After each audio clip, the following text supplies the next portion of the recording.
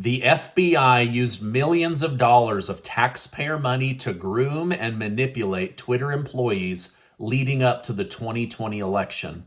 $40 billion of taxpayer money will be going to Ukraine and $0 for Americans or their children. The U.S. border is under siege as it prepares for 14,000 illegal immigrants a day.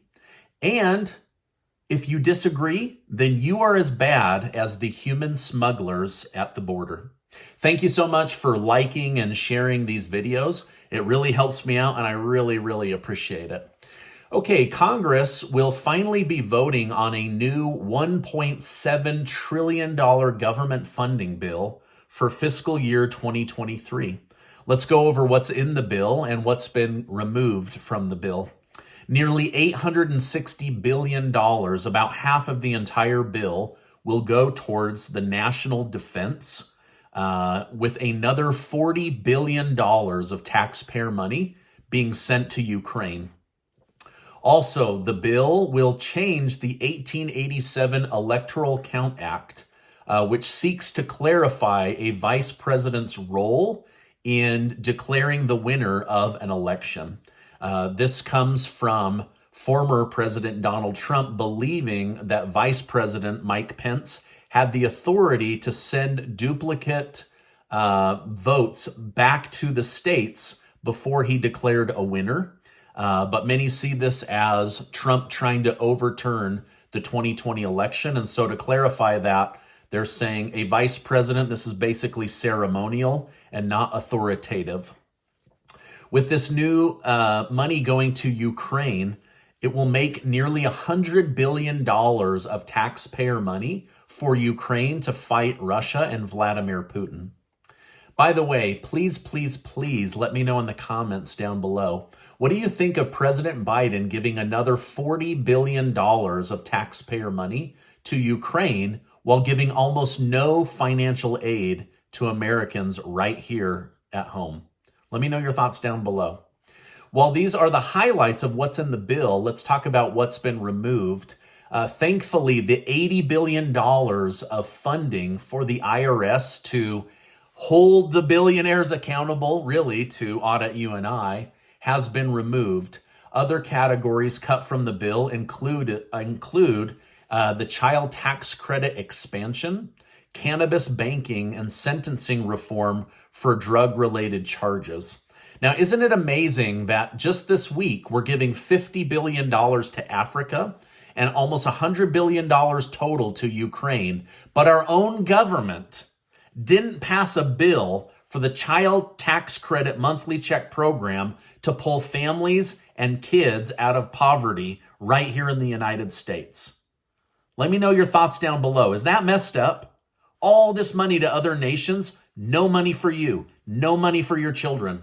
If you're in poverty, that's your own fault.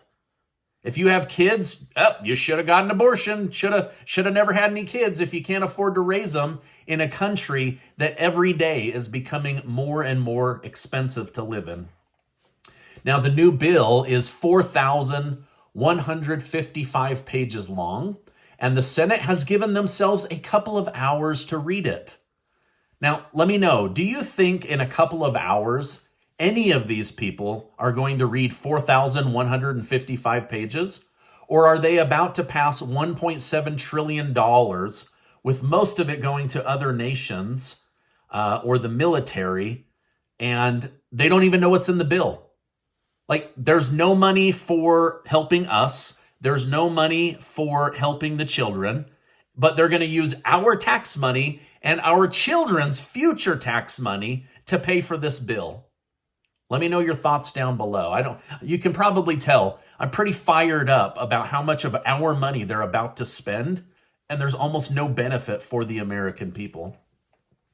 Well, Twitter Files Part 7 has just been released a few hours ago. To date, this is one of the most revealing reports against the FBI. The story starts with Hunter Biden leaving his laptop at a computer store with Mac Isaac. After finding evidence of criminal activity, Isaac contacted the FBI. The FBI responded by issuing a subpoena and proceeded to confiscate the laptop from Isaac. On October 14th, 2020, the New York Post published the story that revealed the contents of the laptop, and it was quickly killed by Twitter and other social media platforms. So what happened? Why was this story covered up quickly despite the FBI having possession of the laptop and knowing the filthy garbage that was on it? In a sworn declaration by former head of Trust and Safety, Yoel Roth, he stated that the FBI warned him that a hack and leak operation would involve Hunter Biden material right before the 2020 election. Despite Twitter reporting only a small amount of foreign hack and leak operation, the FBI still pushed a narrative that seemed politically motivated, especially when you consider the fact that they likely knew the laptop was real because they had possession of it. Now, it seems to me that the FBI was manipulating and grooming and priming Mr. Roth to believe that any Hunter Biden information that came onto Twitter was wrong, that it came from Russia, and that it should be immediately swatted away and blocked at all costs. And this is exactly what happened. Excuse me. Now, nearly every news outlet, except for CNN and ABC and MSNBC, they are saying that the FBI purposely started dripping the idea of foreign interference, Russian misinformation about Hunter Biden to Twitter employees, so that by the time Twitter employees saw this, they would comply and bury the story on their own, and the FBI could sneak away and not claim to have any part in interfering in an American election. But now what we're seeing is the FBI did interfere in a U.S. presidential election. Now, independent journalist Michael Schellenberger said, "It's so obvious the FBI groomed Twitter to see Hunter Biden's laptop story and swat it away." Schellenberg also said, "This is a major psyop played out on the American people." So, let me ask you, how does it feel to know that the FBI manipulated you, that they suppressed information from you, that they tried to twist your knowledge and your understanding right before an election because of their nefarious plot to interfere in the election and have it look like it was Twitter that was interfering in the election? Let me know your thoughts down below. Now, on top of that, it came out today that the FBI used $3.5 million of taxpayer money to manipulate and groom Twitter employees. Russia has continued to embarrass the United States by sending the recently freed merchant of death, Viktor Bout, to Ukraine. Bout visited a Russian-controlled area in Ukraine and delivered a speech telling residents that peace will soon be coming. It is becoming very clear that Russia made this trade with America simply to rub it in our faces and make us look weak. So they got the merchant of death, and we got a WNBA player, and he's now out being used as a propaganda mouthpiece to embarrass Ukraine and make Russia look like geniuses. I mean, it's crazy. It's absolutely crazy. Now, ex-CEO of FTX, Sam Bankman-Fried, has agreed to be extradited back to the United States and face trial. Reports show that he is still hopeful his legal team will be able to secure him bail.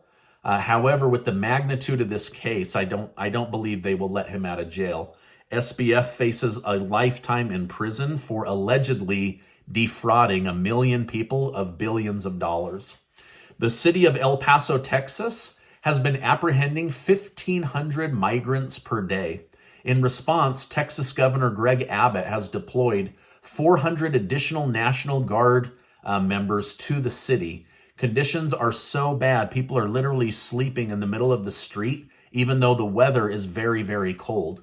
In fact, the border is now full of National Guard reservists as Texas prepares for 14,000 illegal immigrants to rush the southern border on a daily basis.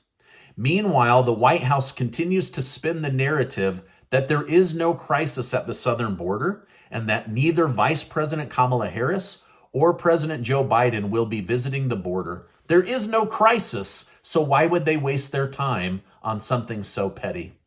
But we all know that there is a massive problem. More and more Democrat cities are saying we cannot handle the amount of illegal immigrants coming into our city.